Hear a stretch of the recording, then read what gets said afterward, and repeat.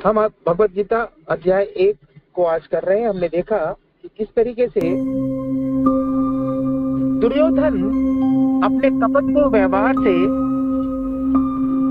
गुरु द्रोणाचार्य और भीष्म की प्रशंसा करके द्रोणाचार्य को द्रुपद के पुत्र को बारे में, धृष्टद्युम्न के बारे में बताकर और भीष्म पितामह को यह बताकर कि आप हमारे साथ हैं, हम आपकी सुरक्षा में हैं। जैसे छोटा बच्चा, नादान बच्चा माँ के आंचल में छुपा होता है, हम आपके कारण से सुरक्षित हैं, तो हमें सुरक्षा प्रदान करने का आपका दायित्व है। यानी उन्होंने भीष्म प्रतिज्ञा जो उनकी थी उसके बारे में याद दिलाया। आपकी जिम्मेदारी सिंहासन के साथ है, उनके साथ नहीं जिनसे आप प्रेम करते हो, पांडवों के साथ। और 12वें श्लोक तक आते आते युद्ध की घोषणा हो गई एक तरीके से। भीष्म पितामह ने अपना शंख बजाया और उसे जब भीष्म पितामह ने शंख बजाया तो दुर्योधन को बहुत आनंद हुआ। उसे लगा कि उन्होंने जो अहंकार उत्पन्न करने वाली वाणी बोली थी उससे भीष्म पितामह प्रसन्न हो गए और अब वो हमारे पक्ष में और जोर शोर से युद्ध करेंगे। उसके बाद में भगवान श्री कृष्ण ने अपना पांचजन्य जो उनका शंख है वो बजाया और अर्जुन ने अपना शंख बजाया, दिव्य शंख दोनों ने अपने अपने बजाए और उसके बाद बाकी लोगों ने भी अपने शंख बजाए और एक तरीके से युद्ध की घोषणा ऑलमोस्ट हो गई। पर अभी युद्ध प्रारंभ नहीं हुआ और युद्ध प्रारंभ होने से एक बहुत बड़ा चेंज यहाँ पर आया। और वो चेंज क्या था? वो चेंज था कि अर्जुन ने भगवान श्री कृष्ण से कहा,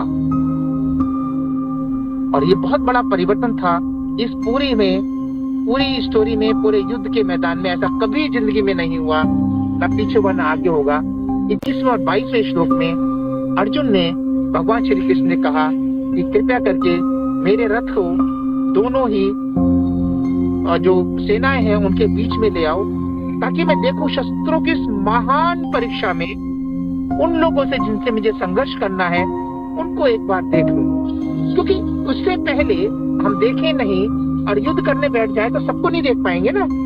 कुछ लोगों को देख पाएंगे, खासकर अपनी ओर को देखेंगे नहीं तो सामने वालों को देखते रहेंगे। तो उनके मन में इच्छा आई या कमजोरी आई कह सकते हैं कि जिन लोगों से हम युद्ध करेंगे उनमें से अधिकांश लोग मारे जाएंगे, उसके बाद हम पूरे नहीं जीत पाएंगे, तो चलो एक बार लेते। तो इसी प्रकार से उन्होंने कहा मैं इनसे युद्ध करूं उससे पहले इनके चेहरे तो देख लूं, पहचान तो लूं कि किनसे मुझे युद्ध करना है। और उन्होंने भगवान से प्रार्थना की कि कृपया करके मुझे इनके बीच में लेके चलो ताकि मैं इनको पहचान सकूं, देख सकूं, इनको मारने से पहले, दोनों सेना के लोगों के मरने से पहले मैं इनको देख सकूं। और साथ ही उन्होंने एक बात और कही, मैं उनको लोगों को देखना चाहता हूं, खासकर विपक्ष के लोगों को, दुर्योधन के पक्ष के लोगों को, जो कि दुर्बुद्धि दुर्योधन के पक्ष में युद्ध कर रहे हैं। अर्थ क्या है इसका? कई बार हम ऐसे लोगों का साथ देते हैं किसी न किसी कारण से, जो कि हमें पता है कि वो सही नहीं है, परंतु फिर भी साथ देते हैं। ऐसे कुछ लोगों को नाम बता सकते हैं क्या, जिनको पता था कि हम गलत के साथ हैं फिर भी साथ दे रहे होते हैं उनका? युद्ध के मैदान में खड़े हैं युद्ध करने के लिए कौरव की ओर से पांडवों के साथ, उनको पता है कि कौरव गलत है फिर भी कर रहे हैं अपनी कोई ना कोई विवशता। 2-4 लोगों का नाम ले सकते हैं प्लीज? क्या जल्दी जल्दी? हरे कृष्णा प्रभु जी, दंडवत प्रणाम प्रभु जी। स्वयं भीष्म पितामह तो प्रतिज्ञाबद्ध थे प्रभु जी, इसलिए वो उनके साथ थे। और प्रभु जी गुरु द्रोणाचार्य, कृपाचार्य, वो जितने भी बड़े बड़े वो थे वो सब प्रभु जी उनको उनकी तरफ से युद्ध करना पड़ रहा था, ये जानते हुए कि ये गलत दिशा में है। हरे कृष्णा प्रभु जी। जी धन्यवाद माता जी। हरे कृष्णा। ये कामना माता जी, आप किनका नाम ले रहे थे? हरे कृष्णा प्रभु जी, दंडवत प्रणाम प्रभु जी। कर्ण को भी पता था कि मैं गलत कर रहा हूँ और मध्य नरेश के राजा उन्हें भी पता था, लेकिन मजबूरी में जानते हुए भी वो दुर्योधन का साथ दे रहे थे। हरे कृष्णा प्रभु जी। और किन्हें कुछ याद आता है क्या? बहुत सही बताया तुमने, बहुत अच्छे नाम लिए आपने। और भी अनेक थे उसके अंदर। उनके अपने में कारण थे। तो हम क्या देखते हैं जीवन में, कई बार हमें गलत का पक्ष लेने के लिए मजबूर होना पड़ता है। मजबूर होना क्यों पड़ता है? क्योंकि हम सही का पक्ष लेने की हिम्मत और साहस नहीं रख सकते। अनेक बार ऐसे अवसर आए जब भीष्म पितामह में खड़े होकर कैसे नहीं, अब तो यही होगा, और वो होता, माना जाता उस बात को। जैसे विदुर जी डंके की चोट पर कहते थे, राजा से कह, यानी धृतराष्ट्र से कहते थे, दुर्योधन से कहते थे कि तुम गलत कर रहे हो, पाप कर रहे हो, गलत है। लेकिन उन अवसरों पर भी किसी भी कारण से इन लोगों ने हिम्मत नहीं की कि वो सच का साथ दे सके। हमारे जीवन में जो ऐसे लोग हैं, सच का साथ देने में साहस नहीं रखते, डरते हैं और बुरे का साथ देते हैं, हमें उनसे सावधान रहना चाहिए। हम स्वयं भी ऐसे ना लोग दूसरे से प्रेम संबंध बनाए रखने के लिए, दूसरे पर एहसान करने के लिए, या अपने ऊपर एहसान जो किया उसका बदला लेने के लिए। कर्ण के साथ क्या था? कर्ण का जो अपमान हुआ था, उस अपमान को सम्मान में बदल दिया था दुर्योधन ने, और तब से वो पूरी तरह से बिक गया दुर्योधन के हाथ में। भाई एक बार आपने राजा बना दिया, बस ठीक है यार, उसके बाद आप कितनी तक उसके तक जाओगे? सारे चीजों में उसके भाग दोगे क्या? कहीं ना कहीं तो आपको बचना पड़ेगा। मद्र नरेश की आपने जैसे बात की, वो आ रहे थे पांडवों के पास के लिए, और दुर्योधन ने धोखे से उनकी सेवा कर दी, उस सेवा से प्रसन्न हो गए, चलो भैया हमें तो आपके साथ युद्ध करना पड़ेगा, है ना? यही कहानी है ना मद्र नरेश की, माता जी? हाँ जी प्रभु जी, शैल्य नाम था उनका, राजा शैल्य। हरे कृष्णा प्रभु जी। राजा शैल्य नाम। तो ये सब चीजें ठीक है, कोई आपको पर एहसान करता है, इसका मतलब कि आपने उनको बेच दिया, अपनी ईमानदारी को, अपनी सत्यता को, अपने भगवान के प्रति निष्ठा को, अपने धर्म को। हाँ, कहीं करना पड़ा, लोगों से समझ में आता है। इस चीज से पता चलता है कि कैसे उन्होंने देखा कि गलत और सही का पक्ष, दुर्बुद्धि जो यहाँ पर बोला अर्जुन ने दुर्योधन के लिए, तब भगवान ने क्या किया? उनका जो युद्ध रथ था, रथ को ले जाकर बीच में रख दिया, जहां से वो सभी को देख सकता था। अर्जुन ने उन सबको देखा, भीष्म पितामह को देखा, द्रोणाचार्य को देखा, कर्ण को देखा, सभी लोगों को एक साथ उन्होंने देखा, क्योंकि बीच में रखेंगे तो आंखें घुमाकर आप सबको देख सकते हैं। और जब उसने देखा, अर्जुन ने जब इन सबको देखा, तो उनके मन में क्या आ गया? युद्ध करने की भावना आ गई, कर्तव्य निभाने की भावना आ गई, या कर्तव्य पथ से भागने की भावना आ गई। क्योंकि वो भक्त थे, सज्जन थे, और उनके मन में भगवान के प्रति बहुत श्रद्धा थी। उनके मन में, जिसके मन में भगवान के प्रति श्रद्धा होती है, भक्ति होती है, वो सभी जीवों में भगवान के रूप का दर्शन करता है। प्रत्येक जीव में भगवान को परमात्मा रूप में देखता है। भगवद गीता में कहा है ना कि गाय, ब्राह्मण और चांडाल सबको, और पंडित सबको एक समान समझता है, क्योंकि शारीरिक रूप से वो अलग होंगे, उनके कर्म अलग अलग होंगे, लेकिन आत्मा जो भगवान का अंश है और परमात्मा स्वयं उसके प्रत्येक जीव में दोनों अवश्य ही मौजूद रहते हैं। और जब उसने ये देखा, सारे लोग, लाखों लोग केवल राज्य के लिए, राज्य क्या चीज है? आज हम मर जाएंगे तो राज्य क्या करेगा मेरा? मेरे पास बहुत सारी बिल्डिंग्स है, बहुत सारी कारें हैं, बहुत सारा बैंक बैलेंस है। हम लड़ते झगड़ते रहते हैं, और सच्चाई पे नहीं, झूठ पे लड़ते झगड़ते रहते हैं। इस जीवन के संघर्षों में व्यस्त रहते हैं। क्या पाने के लिए? जो भी भौतिक वस्तुएं पाते हैं, उनको अंतिम समय में यही खोकर जाके संघर्ष में लगे रहते हैं। कभी सोचने का समय ही नहीं मिलता, क्या हमारा जन्म लेने का उद्देश्य यही है या कुछ और है? हाँ, इस शरीर को पालन करने के सारे कर्तव्य और कर्म करने हैं, पर उसके अलावा बड़ा उद्देश्य क्या है हम समझ नहीं पाते हैं। और यहाँ पर अर्जुन करुणा से भर गया। करुणा मतलब उनके मन में आया, ये सब युद्ध करेंगे, सब मारे जाएंगे, तो उनके मन में ये बहुत दया की भावना आई। और फिर उन्होंने कहा कि मैं इन सबको देखकर बहुत परेशान हो गया हूँ, मेरे शरीर के अंग कांप रहे हैं, मुंह सूख रहा है, क्योंकि इन सबको देखकर ऐसा लगता है कि इनका वध करके युद्ध जीतना तो बहुत अन्यायपूर्ण कर्तव्य होगा, पापपूर्ण कार्य होगा। ये तो सन्यासियों वाली भावना उनके अंदर आ रही है। अब इस राज्य को प्राप्त करके मुझे क्या लाभ होगा?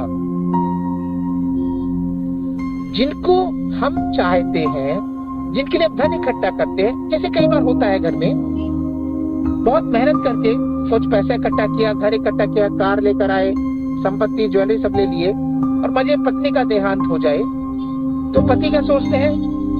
चारों तरफ देखकर सारा धन दौलत इकट्ठा किया, मेरे साथ मेरी पत्नी नहीं है तो मैं कैसे एंजॉय करूंगा इसको। इसी प्रकार से पति की यदि मृत्यु हो जाए तो पत्नी भी यही सोचती है कैसे होगा ये सब कुछ। तो ऐसे इसे कहते हैं शमशान वैराग्य। शमशान घाट में जाते हैं तो सामान्यतया हमारे मन में आता है कि ये जिंदगी बेकार है, सबको छोड़कर भगवान को प्राप्त करने का प्रयास करना चाहिए। परंतु शमशान घाट पर ही बहुत सारे लोग, और शमशान से बाहर आकर अधिकांश लोग, और जब कुछ समय बीत जाता है तो सभी लोग, माता पिता हो, पति पत्नी हो, पुत्र पुत्री हो, सब कुछ भूलकर पुराने चक्कर में फिर से लग जाते हैं। उनके माता पिता जिसकी मृत्यु हुई है, यदि उसने खूब सारी दिन की बेईमानी की है, हम भी छोड़ते नहीं है, उसी काम में लगे रहते हैं, क्योंकि हमें वही रास्ता ठीक लगता है। तो शमशान वैराग्य इनको हुआ, इनको लगा इन सबको साथ युद्ध करने से अच्छा है कि मैं युद्ध करना त्याग दूं, युद्ध से भाग जाऊं, युद्ध से पलायन कर दूं, और ये जो मेरे साथ युद्ध करने आए हैं उनको ही मैं राज्य सौंप दूं। मतलब राज्य तो नहीं सौंप सकते हैं, उनसे राज्य वापस लेने का जो हमारा प्रण है उसको वापस कर दूं। हम क्या करेंगे इस राज्य को लेकर? इससे अच्छा हम भीख मांग लेंगे। कहां तक पहुंच गए? ये पापपूर्ण कर्म है, इसे नहीं करके हम भीख मांगने लगे। भिक्षा मांगना अच्छी चीज नहीं है। ब्राह्मण जो भिक्षा मांगते हैं, ब्राह्मण धार्मिक कार्य करते हैं, धार्मिक कार्य करते रहने के लिए जीवन निर्वाह के लिए भिक्षा मांगते हैं। वो भिक्षा नहीं जो सड़क पर खड़े होकर पैसे मांगने लगते हैं और बाद में शाम को शराब पीते हैं और पत्नी को पीटते हैं, बच्चों को पीटते हैं। वो नहीं, वो जो धार्मिक कर्तव्य करते हैं और उसके लिए तो बिजनेस नहीं कर सकते हैं, समय नहीं होता उनके पास, तो उनको भिक्षा मांगना अलग बात है। तो कह रहे हैं कि यदि मैं ये करूंगा, युद्ध करूंगा, कुल परंपरा नष्ट हो जाएगी, सब लोग आपस में, जब पुरुष लोग खत्म हो जाएंगे तो महिलाओं को और बच्चों को कौन सारा फायदा देगा, इससे दूषित हो जाएगी, का पतन हो जाएगा। मतलब जो भी तर्क वो प्रस्तुत कर सकते थे वो सारे तर्क अर्जुन प्रस्तुत कर रहे हैं। ऐसा कहकर वो अपने मन की भावनाओं को व्यक्त कर रहे हैं कि मैं क्योंकि दयालु और कृपालु हूँ, इसलिए मुझे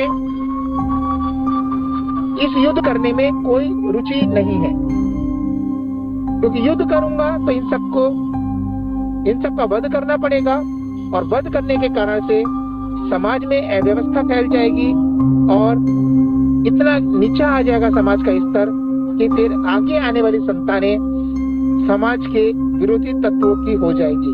हम जब दुष्कर्म करेंगे यानी मारने का काम करेंगे और समाज में पुरुष नहीं रहेंगे, कुल का विनाश हो जाएगा। ऐसा करने से कुछ लाभ नहीं है, न समाज का लाभ है न हमारा लाभ है। हाँ, हमें राज्य तो मिल जाएगा, ऐसा राज्य लेके हम क्या करेंगे? क्योंकि जो हम सुख प्राप्त करते हैं अपने संबंधियों के लिए, अपने प्रेमियों के लिए, अपने लोगों के लिए करते हैं ना, और लोग नहीं होंगे तो क्या होगा? और अंत में उन्होंने लगभग आत्महत्या वाली बात कह दी। कैसे? उन्होंने कहा अर्जुन ने कि मैं ऐसे खड़ा रहूंगा, दुर्योधन फिर भी युद्ध करना चाहे तो मुझे मार दे, हमें इनका राज्य नहीं चाहिए। ये अच्छा होगा कि मैं इसे युद्ध ना करूं और ये मुझे मार दे, या मैं भिक्षा मांग लूं, भीख मांगने चला जाऊं और मुझे इनसे युद्ध नहीं करना। और ऐसा करके उन्हें निश्चय कर लिया मैं युद्ध नहीं करूंगा, और जाके बैठ गए वो अपने रथ के पीछे वाले हिस्से में। तो पहले अध्याय हमने देखा कि शोक का अध्याय है, और ये समझने का अध्याय है कि हम अपने जीवन में अपने साथ जो लोग हैं उनकी पहचान करें, पहली बात। दूसरी बात, अपने जीवन में अपने कर्तव्यों की पहचान करें। और तीसरी बात, कोई भी निर्णय मोहग्रस्त ना होकर तथ्यों को, वास्तविकताओं को अपने कर्तव्यों के चश्मे से देखकर करना चाहिए। उस समय में क्या आवश्यक कर्तव्य है उसको ध्यान में करना चाहिए। मोहवश हमें कोई निर्णय नहीं लेना चाहिए। जैसे इसमें एक जगह बोला अर्जुन ने, ये आतताई है तब भी इनको मार के क्या लाभ। अरे भाई, यदि मिलिट्री मैन ये सोचने लगे कि सामने जो आतंकवादी खड़ा है वो बम से 50 लोगों की हत्या कर सकता है, परंतु मैं इसको मार दूंगा, इसके तो बच्चे, मुझे पता है 2 छोटे छोटे बच्चे घर में, इसकी पत्नी है, इसके माता पिता है, उस परिवार का क्या होगा। ये बेवकूफी नहीं कहेंगे आप क्या? एक तरफ आप उस आतंकवादी को मारकर 50 लोगों की जिंदगी बचा रहे हैं, उनके भी तो 50 परिवार है ना, और आप दूसरी तरफ उस आतंकवादी को गोली नहीं मार रहे हैं, क्यों? उसका एक परिवार का क्या होगा? तो 50 परिवार ठीक है या एक परिवार ठीक है? लेकिन अर्जुन मोहग्रस्त थे, इसलिए इन्होंने बेतुका सा और बचकाना सा तर्क दिया। हम आगे देखेंगे आगे के अध्यायों में कि भगवान ने कैसे इनको थोड़ा सा डांटा भी, समझाया भी, प्रेम से किया और फिर ज्ञान का उपदेश दिया। हरे कृष्ण। मैं विराम देता हूँ अपनी वाणी को, और कुछ प्रश्न है, जिज्ञासा है या कुछ जोड़ना चाहते हैं तो आपका बहुत ज्ञानी है भगवत गीता के अध्ययन में, तो कृपया करके अपने विचार व्यक्त कर सकते हैं। आप सभी का स्वागत है। हरे कृष्ण।